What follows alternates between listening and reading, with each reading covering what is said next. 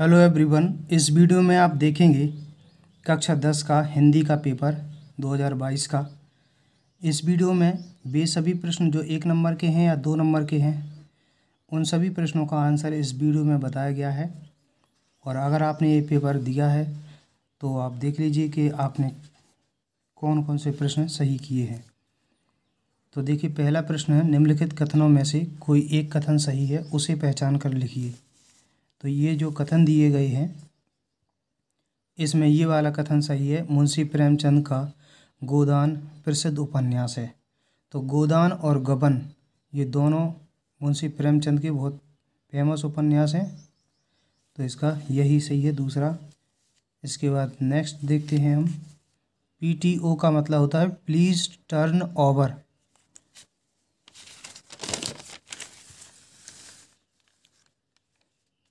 निम्नलिखित कृतियों में से किसी एक कृति के रचनाकार का नाम लिखिए। लेखक का नाम लिखना है, प्रतिशोध का होता है विनायक। इसका जो लेखक है, रचनाकार है विनायक दामोदर सावरकर। विनायक दामोदर सावरकर। अगर इसकी विधा पूछते तो है नाटक। आपको इतना ही लिखना था केवल। भूले बिसरे चित्र भगवती चरण वर्मा। इसके रचनाकार भगवती चरण वर्मा। आवारा मसीहा के विष्णु प्रभाकर, ये इनकी जीवनी है। ये तो पूछा नहीं गया वैसे। ठूठा आम भगवत शरण उपाध्याय। इसके बाद नेक्स्ट देखिए, लहरों का राजहंस किस विधा पर आधारित रचना है। तो ये है नाटक। अगर लेखक पूछा जाता तो हम लिखते मोहन राकेश। जय पराजय रचना के लेखक का नाम लिखिए, श्याम नारायण पांडे। राजेंद्र यादव की प्रतीक्षा किस विधा पर आधारित रचना है। तो वो है कविता। प्रतीक्षा जो है ये कविता है। इसके बाद नेक्स्ट दूसरा प्रश्न, इसका का रीतिकाल के प्रमुख 2 कवियों का नाम लिखिए, उनकी एक एक रचना के नाम लिखिए। तो बिहारी जिसकी रचना है सतसई, केशव रचना है रामचंद्रिका। छायावादी युग की किन्हीं 2 प्रवृत्तियों का उल्लेख कीजिए। तो प्रवृत्तियां पूछा जाए तो ये है वैयक्तिकता। वैयक्तिकता का की प्रधानता, सॉरी इधर होना चाहिए की। सौंदर्य भावना। इसके बाद है खुशबू के शिलालेख किस युग की रचना है। तो प्रयोगवादी या इसी को प्रगतिवादी भी कहते हैं। और ये जो है कविता है। ये अगर आपसे पूछा जाता है कि इसकी रचना भी लिखिए तो आप विधा भी लिखिए, तो विधा है कविता। इसके बाद नेक्स्ट तीसरा प्रश्न है, निम्नलिखित गद्यांशों में से किसी एक के नीचे दिए गए प्रश्नों के उत्तर। ये गद्यांश है। उच्च और महान कार्यों में इस प्रकार सहायता देना, ये मित्रता वाले लेसन से है।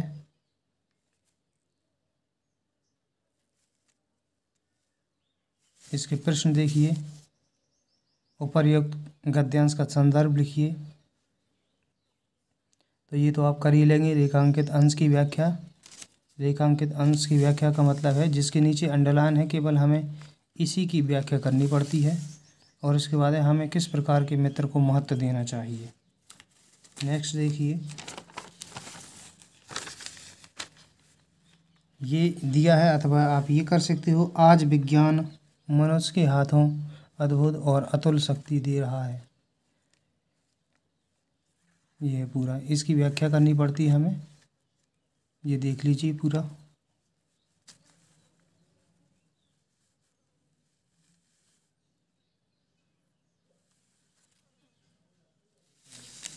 तो इसका गद्यांश लिखना है, गद्यांश का संदर्भ, रेखांकित अंश की व्याख्या, विज्ञान का उपयोग किस प्रकार किया जा रहा है।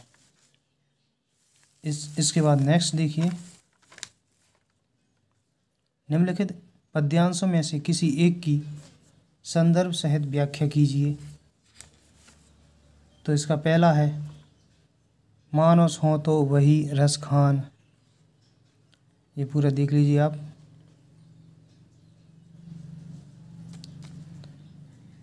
अथवा इसमें से भी कर सकते हैं, या ये करना था। विषुवत रेखा का वासी जो जीता है नित हाफ हाफ कर रखता है अनुराग अलौकिक। ये पूरा।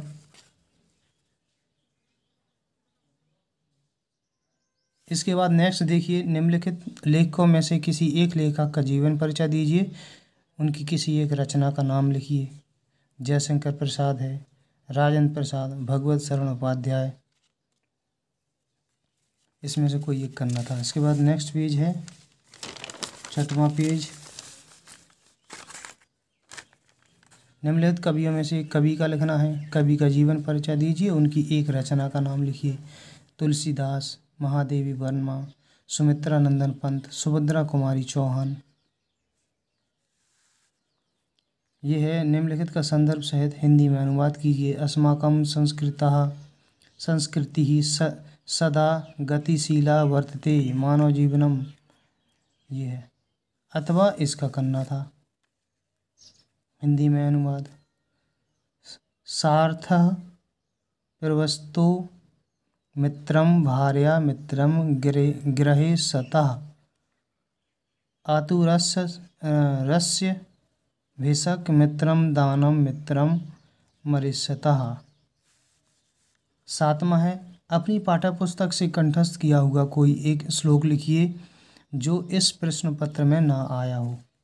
वही लिखना पड़ता है जो इसमें आया नहीं। जैसे ये नहीं, ये लिख देंगे तो 0 नंबर मिलेगा। निम्नलिखित प्रश्नों में से किन्हीं 2 प्रश्नों के उत्तर।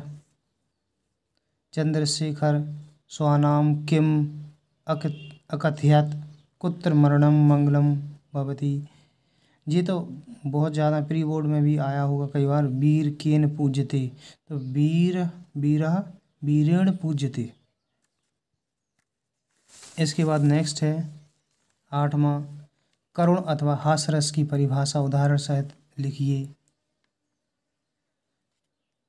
रूपक अथवा उपमा अलंकार की परिभाषा उदाहरण सहित लिखिए। रोला अथवा सोठा छंद की परिभाषा सोदाहरण लिखिए।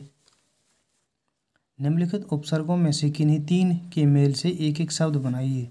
जैसे अन से अनशन, और भी शब्द बन सकते हैं। अनु से अनुमान, बल्कि हमें लिखना क्या है, एक एक ही लिखना है। और 3 के लिखना है केवल 1 2 3 3, इसमें से कोई से भी 3।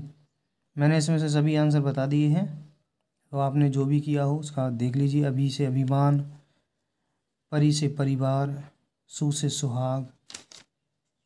इसके बाद नेक्स्ट है, निम्नलिखित में से किन्हीं 2 प्रत्ययों का प्रयोग करके एक एक शब्द बनाइए। जैसे त्वा का महत्व, वा का कड़वा, पीछे लगते हैं जी, वट का लिखावट, आई का पढ़ाई, पन का बचपन। नेक्स्ट, निम्नलिखित में से किन्हीं 2 के समास विग्रह कीजिए। दोपहरों का समूह, 2 करने हैं केवल। जैसे चौराहा, 4 राहों का समूह, त्रिकोण, 3 कोणों का समूह। अगर ये पूछा जाता है कि ये किस प्रकार के समास हैं, तो ये हैं द्विगु समास, 1 2 3। और ये नीचे के 3 हैं, ये हैं द्वंद्व समास। तो इनको तो देश विदेश, देश और विदेश, खरा खोटा का खरा और खोटा, माता पिता का माता और पिता। नेक्स्ट देखिए, इसमें 2 शब्द का तत्सम रूप करना है। कुआं का होता कूप, 2 कोई भी करने थे। छाया का छाँव, पाहन का पहन होता है, श्रृंगार का श्रृंगार होता है। लौंग का गूगल करके सर्च कर सकते हैं। निम्नलिखित में से किन्हीं 2 शब्दों के 2 पर्यायवाची शब्द लिखिए। कमल का पंकज, सरोज या जलज। तो हमें 2 लिखने थे, किन्हीं 2 के और 2 पर्यायवाची। क्रोध का जैसे गुस्सा, दिन के जैसे वार, दिवस, वासर, दिवा, नदी के सरिता, सरित, नद, तटनी, पक्षी का खग, विहग भी होता है, विहंग भी होता है, पंछी भी होता है। इसके बाद नेक्स्ट, निम्नलिखित में से किन्हीं 2 में संधि कीजिए तथा संधि का नाम लिखिए। मनुवंतर का मनवंतर, आदि अंत, आदि अंत। ई और आ से या बनता है। इति से, इति और उक्ता से बनता है इत्युक्ता पित्र आकृति का पित्राकृति। निम्नलिखित शब्दों की पंचमी विभक्ति द्विवचन का रूप लिखिए। मति का मतिभ्याम, नदी का नदीभ्याम। इनमें से दो में से कोई एक करना था, जैसे मति का कीजिए या नदी का कीजिए। फिर इसमें से कोई एक करना था, या तो फल का या मधु का। फल के जैसे फलाम, मधु का मधुभ्याम, सॉरी इसका हो गया ये मधुभ्याम, इसका होने मधुभ्याम।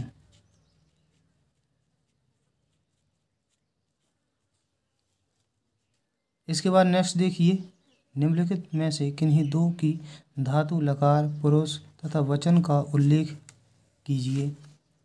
अहसाब, जैसे इसमें है दो कर दिए हैं मैंने, दो करने थे। पठिष्यामि के धातु है पठ, लकार है लरट और पुरुष है उत्तम, वचन है एक वचन। इसके बाद अपठ्यात का धातु पठ, इसके बाद है लकार लड लकार, पुरुष का है प्रथम पुरुष, वचन एक वचन। इसके बाद नेक्स्ट, निम्नलिखित में से किन्हीं दो वाक्यों का संस्कृत में अनुवाद। जैसे इसमें दो वाक्य मैंने कर दिए हैं। भारतीय संस्कृति उदार और गतिशील है। भारतीय संस्कृति ही उदारः च गतिशीलः अस्ति। इसके बाद है सदाचार की रक्षा करना चाहिए, सदाचारः रक्षणीयः। नेक्स्ट, निम्नलिखित में से किसी एक विषय पर निबंध लिखिए। तो बहुत ही इजी है। जीवन में अनुशासन का महत्व, वृक्षारोपण, प्रदूषण की समस्या और समाधान, राष्ट्र प्रेम की भावना। अपने पठित खंड काव्य के आधार पर निम्नलिखित प्रश्नों में से किसी एक प्रश्न का उत्तर लिखिए। तो इसमें ललितपुर जिले में आता है ज्योति जवाहर। तो इस क्वेश्चन आया है ज्योति जवाहर खंड काव्य के नायक का चरित्रांकन कीजिए।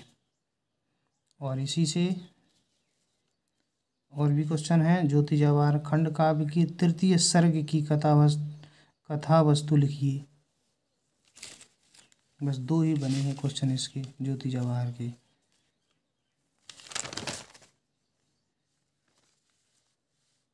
जो और दिए हैं